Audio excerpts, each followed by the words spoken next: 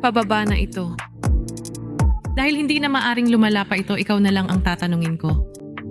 Ay, at sabi mo may plano kang iligtas ang 5. Ngayon, ano nga ba ang ibig mong sabihin? Pagkatapos ng mga nakaraang laban, naisip ko, hindi sila masama. Hindi ko maiwasang mapaisip, karapat-dapat ba talaga silang ikulong? Tapos bigla akong natauhan. May paraan para mailabas ang katotohanan. At baka mailigtas pa sila. At iyon ay isang muling paglilitis. Aalamin natin kung paano sila napunta rito at kung talagang hindi makatarungan ang pagkakakulong nila, aayusin natin ang mga bagay-bagay. Kaya kung nagsasabi sila ng totoo, pwede silang umalis ng selda doon sa parisukat.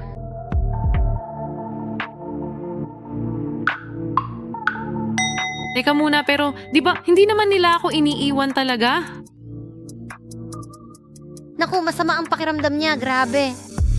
Gayunpaman, kahit hindi humingi ng tawad ang 5 sa buong entus, talagang may pakialam ba ang selda na ito sa isang sinaunang tradisyon? Sa tingin ko, mas magandang desisyon ang muling paglilitis sa puntong ito. At kaya nga kami narito para mabilis na mabasa ang mga archive. Naku, talagang hinahangaan mo ako, Gigi. Sa tingin ko, nagsisimula ko na silang magustuhan.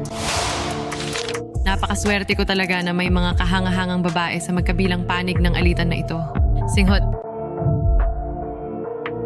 Gigi, sa tingin ko may nahanap ako. Ano ba to? Aba, anong ginawa ninyong mga babae? Bakit may 12 rounds?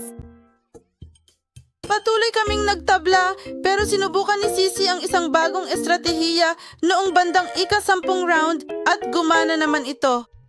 Lihim na plano? Oo, tingnan mo.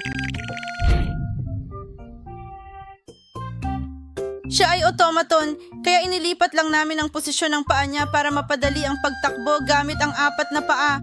Lumayo ka! Sa huling ilang rounds, tuluyan ng natalo sina Huwawa at Mokoko. Nakakatakot talaga ang mga automaton. Ako mismo, hindi na makatakbo. Kung isasaalang-alang ang lahat, mas tumagal sila kaysa sa inaasahan ng sinuman. Kawawang mga babae.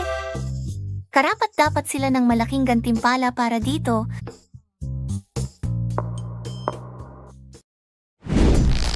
Nobel ang Shuri. Sa round na ito, nanalo ang Justice sa best of 5, tapos na ang Oliventes, at inangkin na natin ang tagumpay. Ibig sabihin, dito ka lang sa selda para tapusin ang mga sasabihin mo. At kung magiging maayos ang lahat,